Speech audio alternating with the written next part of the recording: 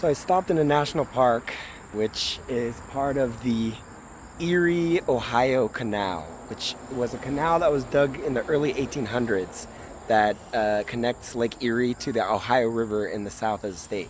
Here's one of the locks from the canal, which isn't used anymore, but they have a museum here. You can ride your bike on a trail or walk that goes right next to the former canal.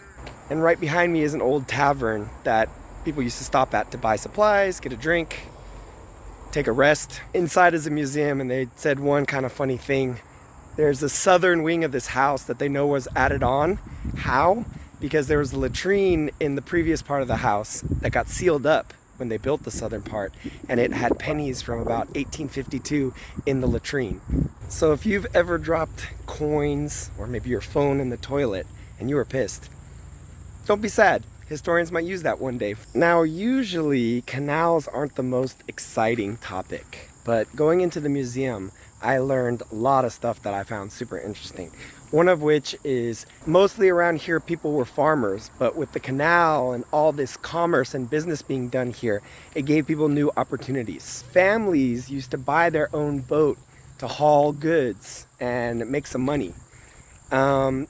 It's kind of like big rigs today, where you'll own your truck. But of course, the family had to come along. So what was also really interesting was thinking about how kids were raised on the boats. So I saw pictures of kids who were literally chained to the boat so they wouldn't fall off. And also I read that a popular game for kids was something called Clear the Deck.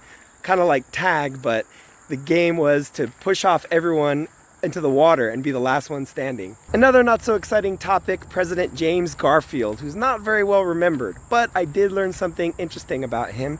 He worked on this very canal when he was a boy, and apparently one time his mules got tied up with another boat's tow lines, and he got into a fist fight over it that he was remembered for when he was running for election. So all the business being done up and down this canal and the ease of transport prepped Ohio perfectly for the Industrial Revolution, and Cleveland became a center of industry with tons of factories.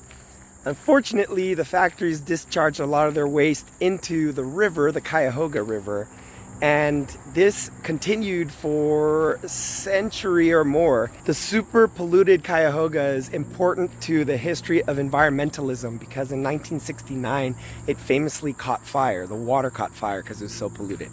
Obviously people saw that and were like, oh no, we need to do something about this.